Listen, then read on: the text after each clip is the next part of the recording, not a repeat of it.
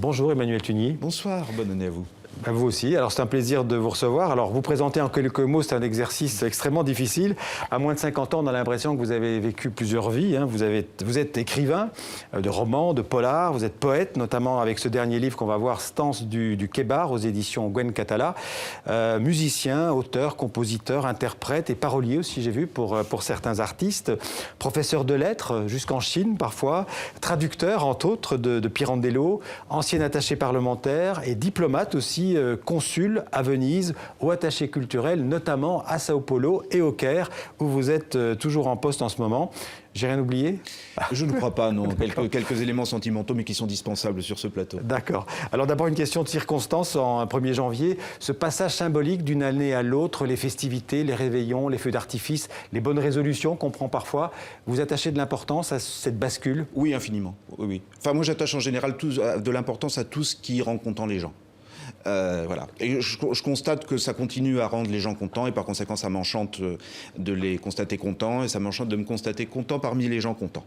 Alors on a voulu vous demander de retenir quelques-uns des événements qui vous ont marqué en 2016 et le premier c'est l'assassinat, malheureusement donc cet assassinat en juillet de ce prêtre Jacques Hamel dans une église de Saint-Étienne-du-Rouvray, c'est en Normandie, assassinat commis par 2 jeunes terroristes et revendiqué par le groupe État islamique. D'abord un retour sur ce 26 juillet 2016.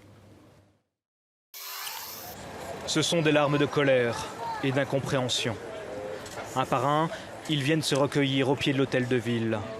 Hommage d'une population au Père Jacques, figure religieuse centrale dans la vie de beaucoup de fidèles ici.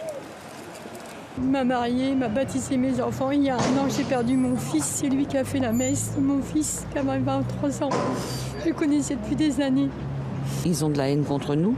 Moi, j'en ai pas personnellement contre eux. À l'intérieur de la mairie, un registre de condoléances où chacun vient exprimer son émotion, sa colère, sa tristesse et son envie de cohésion. Toutes convictions confondues, restons unis, est-il écrit ici.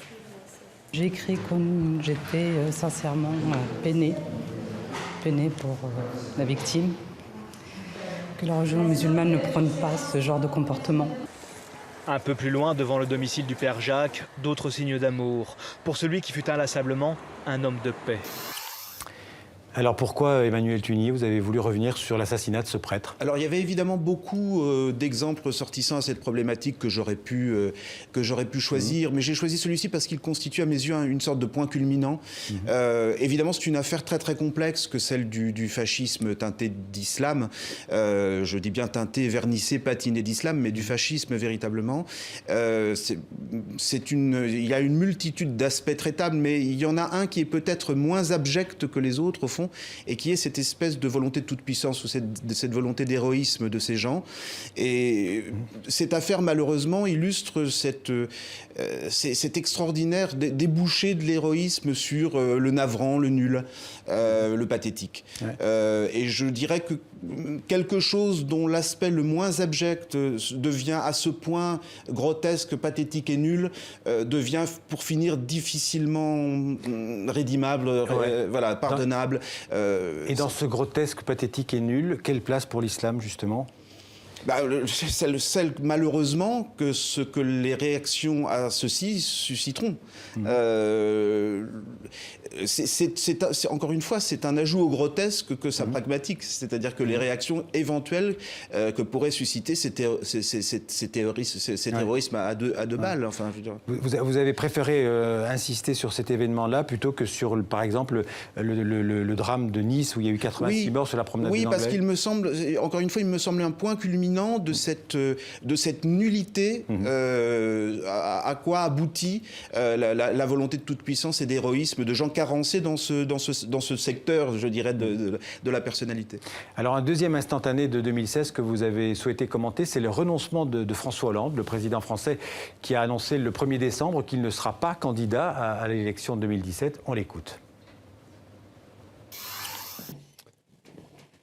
Mes chers compatriotes, aujourd'hui, au moment où je m'exprime, les comptes publics sont assainis, la sécurité sociale est à l'équilibre et la dette du pays a été préservée.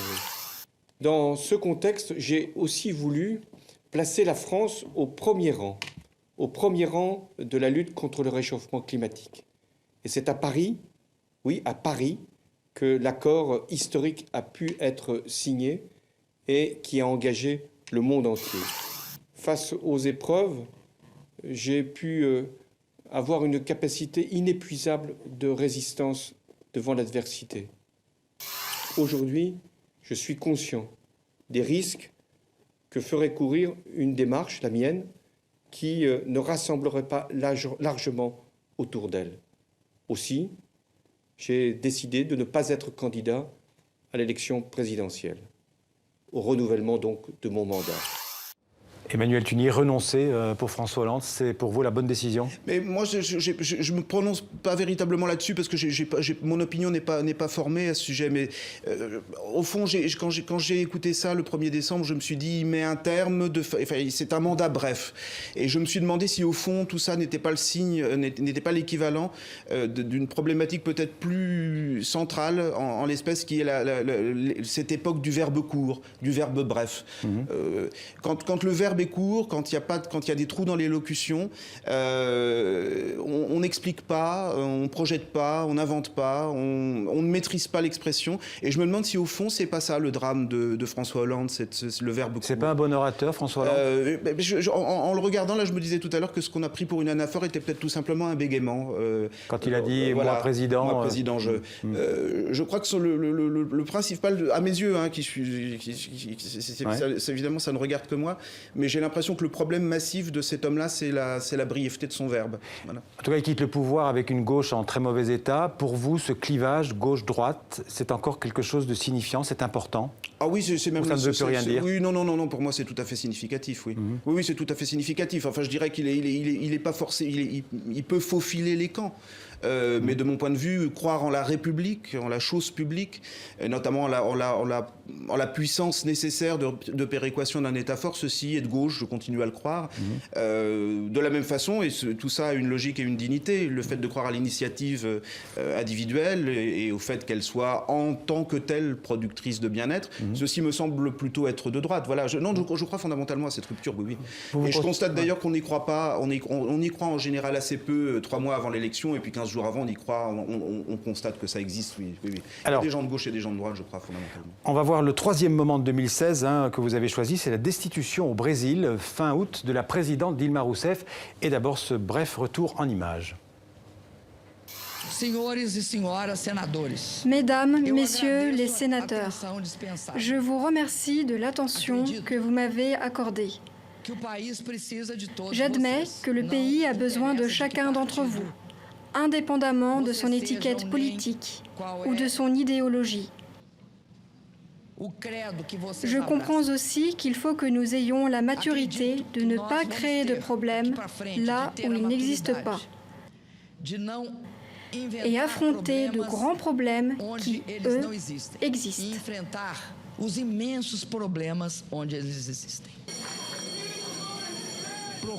Je vous annonce le résultat. 81 sénateurs ont voté. Aucune abstention.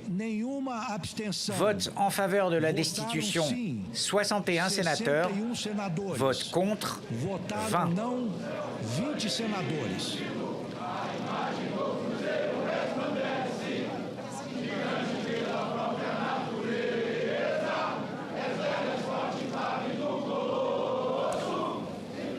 Alors Emmanuel Tunier, d'abord pourquoi avoir choisi cet événement au Brésil? C'est un pays que vous connaissez bien. Oui, c'est un pays que je connais bien et je crois connaître assez bien également le parti dont il est question, puisqu'il s'agit à travers Dilma Rousseff de la gestion et du gouvernement de l'exécutif Parti des travailleurs. Il se trouve que j'ai été au Brésil au moment de son émergence à travers la politique d'Utra dans le Rio Grande do Sul, lorsque je travaillais à São Paulo, et puis j'ai travaillé longtemps à Porto Alegre, qui est le fief du Parti des travailleurs. C'est le parti de l'ancien président Lula. Voilà, c'est le parti de Lula, absolument, de Dutra, etc. Et de Dilma. Pourquoi avoir voulu parce qu'il s'est inventé quelque chose, je crois. Également grâce à Fernando Henrique Cardoso et à la stabilisation de la monnaie, mais il s'est inventé quelque chose sous Lula qui a été fondamental au Brésil et qui a été l'utilisation de la fraternité, du principe de fraternité comme, je dirais, ferment d'unité nationale entre l'anomie et l'autoritarisme, notamment l'autoritarisme du système financier et des producteurs. Et de l'armée brésilienne. Absolument, bien entendu. Et au fond, moi, j'ai l'impression, en regardant ces images, d'un colossal gâchis, lié au fait que ça ne suffisait pas, peut-être, cette antienne de la fraternité pour intégrer et dépasser anomie et autorité. C'est une sorte de coup d'État déguisé, ce qu'elle a subi, Dilma Rousseff. Oui, je le crois, oui, absolument. Ouais. Je le crois, oui, absolument. En plus, peut-être parce que c'est une femme, c'est un pays très machiste. Oui, il y a cette dimension-là, incontestablement, quoique ce soit une femme qui vaut quelques hommes, je crois. Mais on sentait poindre ça je dirais presque dès le premier mandat de Lula. Il était déjà lui-même très, très contesté, encore une fois, par les forces anomiques, c'est-à-dire par je dirais l'anarchie congéniale au Brésil, et puis par un pouvoir financier qui voyait d'un très mauvais œil la répartition souhaitée de la valeur ajoutée générée. Voilà. Alors, il me reste très peu de temps pour vous poser une question sur 2017, qui a quand même d'abord très mal commencé avec cet attentat à Istanbul. Oui. Malgré tout, si vous étiez, par exemple, élu président de la République en mai 2017... Dieu vous en préserve. Oui. Quelle serait votre priorité des priorités ? Mais moi, le sentiment que j'ai, c'est qu'on vient de vivre une année qui était non seulement atroce, épouvantable, mais également très, très bête. Autrement dit, je serais assez favorable à toute attitude visant, d'une part, à placer en exergue le principe d'éducation, le principe d'accès à la culture, notamment d'accès à la culture en ce qu'elle rend possible un jugement critique sur quelque chose, et d'autre part, sur toute pensée qui relève du bien commun, d'un vivre ensemble vécu comme heureux. Je crois en effet que cette idée de l'identité heureuse, c'est pas mal cette histoire-là, finalement. Voilà. L'identité heureuse. Je dirais qui que ce soit qui l'apporte, ça convient. L'identité heureuse qui n'a pas, comment dirais-je, arrangé les affaires d'Alain Juppé. Absolument, c'est pour ça que c'est aussi pour ça que je parlais d'une année un peu décevante intellectuellement de mon point de vue. Alors vous êtes, je disais, ce sera ma dernière question, vous êtes un romancier mais aussi un poète.